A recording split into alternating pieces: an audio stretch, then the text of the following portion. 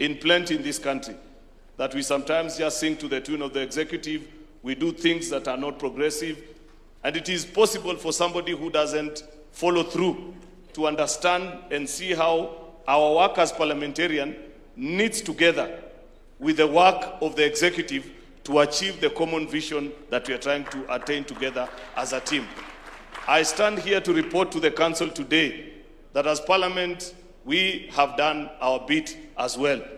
I think through each of the items that the DP has spoken to, and I see all the work that the various members of the committees that are here did, moving around the country in public participation, arguing in our committee halls, finally debating in the committee, in the chambers of the Parliament, before eventually concluding on the work to send it here for assent. I imagine, Your Excellency, how each of the work that we have done has transformed the lives of the people that voted for us to be members of Parliament.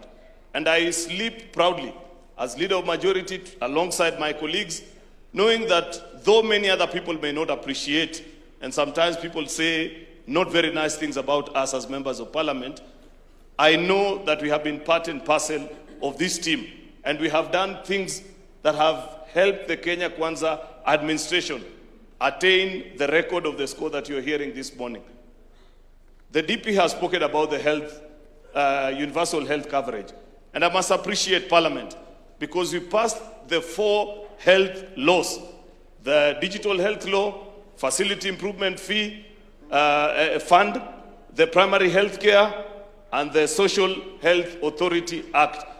At that particular point, I want to appreciate, I know we have members of the County Assembly from Turkana County. We actually passed those 4 laws at the chamber of Turkana County Assembly while we were doing Senate machinani. And they have the signature of Turkana because Turkana is one of the counties that a lot of work needs to be done, Your Excellency. Yesterday, just yesterday, we were with the Deputy President in one of the most rural facilities in the county where I come from. And the chairperson of that health dispensary actually reported in the meeting that we were in that just last month, that facility had received from the Social Health Authority a compensation of 1.3 million Kenya shillings. Something that has never happened previously. So somebody may sit and wonder, so where does SHA sit alongside all these things? It is the ability to improve our health centers, right from the dispensary up to the level 6 facilities, through those laws that were carefully drafted and passed in Parliament, that we as parliamentarians sit here today and appreciate and say we made our contribution into making Kenya a great republic. I celebrate you, our colleagues, members of Parliament, for the work that you did. The agriculture sector that the Deputy President spoke about here, Your Excellency, there is still work to be done. But today, as we sit here, I know by 2022, when we came, almost all the 3 major cash crops, for example, which is sugar, coffee, and tea, they needed significant adjustment of the laws that were governing that sector. We have concluded the one for sugar. I know Kimani loves saying that the one for coffee has delayed in the Senate, but I'll be quick to add also that the one for tea is in the Assembly. So we need to conclude on those 2. But as it is, Your Excellency, I represent, this is from a personal experience. In the county that I represent in the Senate, we have both sugarcane, coffee, and tea farmers. Because of the transformation that the DP was speaking about, today, back in the day, if you went to a particular town where all the 3 farmers interact, you could easily tell who is the sugarcane farmer because they were impoverished, they were in very difficult state. As it is today, the sugarcane farmer actually loans the tea and the coffee farmer. And the coffee farmer is also not badly off. In fact, many times, and I have said this, Kenyans are not very generous with their appreciation of the work that leaders do. But in the last 2 years, in all the public functions that have been, where coffee farmers are in good number, they actually pick the microphone and say, go and pass our appreciation to the president and the government because of the reforms that have been done in the coffee sector. That doesn't happen very often in our society. You know very well that the people we represent sometimes don't appreciate the work that leaders do, but they appreciate because they know what has been done. There is still work to do in the in the tea sector, Your Excellency, and that we shall do because we know we still have sufficient time and the things that we need to do. Quickly, moving on, because I don't want to spend a lot of time on the things that we have done on that particular front. At the level of the county assemblies, and we must celebrate also UDA as a party. I just checked and I confirmed also, though I didn't check this morning like you, Your Excellency. I realized you checked everything this morning. I know for a fact that UDA also has the largest control of 22 out of 47 county assemblies. We have majority leadership of 22 out of 47 county assemblies in this country. And I know one of the requests that you made here in a previous meeting with the members of the county assembly is to grant financial autonomy to our county assemblies. I am proud many MCAs spoke in that meeting that day, Your Excellency, and they said they find it not proper that they sometimes have to go before the executive of county governments where they have disagreed to beg even for funds for operations. And you did direct that morning and said, Majority Leader, if you still want to keep your job, that situation needs to stop. I am glad to report to this council this morning that that now is a thing of the past, Your Excellency, and we celebrate the work that has been done in that particular regard. Thirdly, I am giving the report on behalf of the Senate.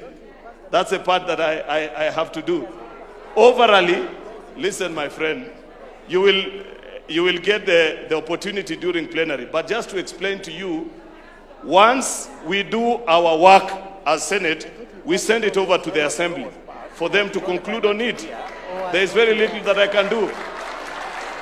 You know, unfortunately, much as I am leader of majority, I only lead one house.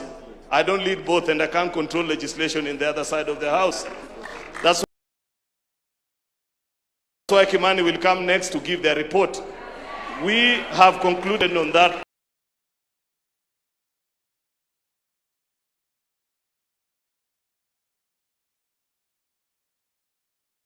Parliament, the pension that you receive is based on what you contributed during your time as a member of Parliament. It is our proposal, and this is something, because eventually we will do an exit report of this session of leadership, that to stop this push and pull, because Treasury have been quite clear with us that they want to stop this business of pension by contribution of other Kenyans and moving it to 100% contributory, just like it is for Parliament. It is a policy position which we need to take, and once it's adopted, we will agree so that at the beginning of a term of a legislative arm, either Parliament or the County Assembly, or even for governors, because Governor Waiguru also keeps on pressing us about this because of their colleague governors, that once this decision is made that we go contributory 100%, that will be the direction, and we will implement that needs to be done. The final thing that I want to say on that particular regard is that we have, Your Excellency, challenges of party leadership in our legislative units, the County Assembly. And I remember at one time, you did direct that we need to make a decision. And perhaps during the plenary session today, Your Excellency, because you did guide that this is going to be a consultative meeting, it will be important that we make a decision on how party leadership is attained in our county assemblies, because the Secretary General will report to you that almost on a weekly, if not monthly basis, there are disputes that arise from county assemblies, and it is the feeling of most members that sometimes, due to their proximity, of course, to national leaders, there is control from the county government to a level that is not effective on the executive side towards the county assembly. That once that decision is made, the political party's amendment that is before Parliament right now, we will put it in law drafted, because as it is today, the parties unilaterally make a decision. But we need to draft it in law so that we make a final decision on how leadership of majority leader, whip, and their deputies is attained at the county assembly, so that we no longer see this business of people coming to vote at the party headquarters. I know it's not an easy decision, But it will be interesting to hear from the members that are here on that particular matter can be resolved. I think, Your Excellency, I have done my 10 minutes. I had two other things that I wanted to say, but I feel I need to respect the fact that you guided us on time. The final thing, I know this is not very easy, Your Excellency, but I have said, I don't know which language to use, that there will be a plenary session. The things that I forget, please raise them during the plenary session. And if you see me avoiding, it's because I don't want to delve into that particular topic, but you have the liberty because this is a council. I want to speak on the issue of shareable revenue. Your Excellency, the Deputy President, you have been a senator before, and you know our perspective on shareable revenue and the dispute that we've always had with our colleagues from the National Assembly on how resources are shared between the two levels of government. While we celebrate that we have moved, actually, it is during the tenure of this administration that we crossed the 400 billion mark. It is the position of the Senate that a lot more still needs to be done. If you see what is being done in our devolved units, you will appreciate, and I know for a fact that we don't have an endless pool of resources, and it's not an easy decision sometimes to decide. But given the balance of power between our House and the National Assembly, I want to argue before you, Your Excellency, today, that in many of the national government projects that are being done today, that there is a correlation between the national and the county governments.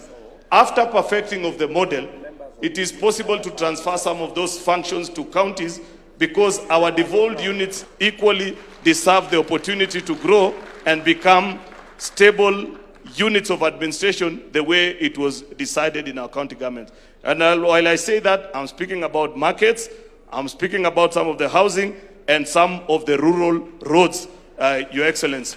I know it's a controversial topic, but that is our position as the Senate. With those many remarks, I beg to submit. God bless you all. Thank you.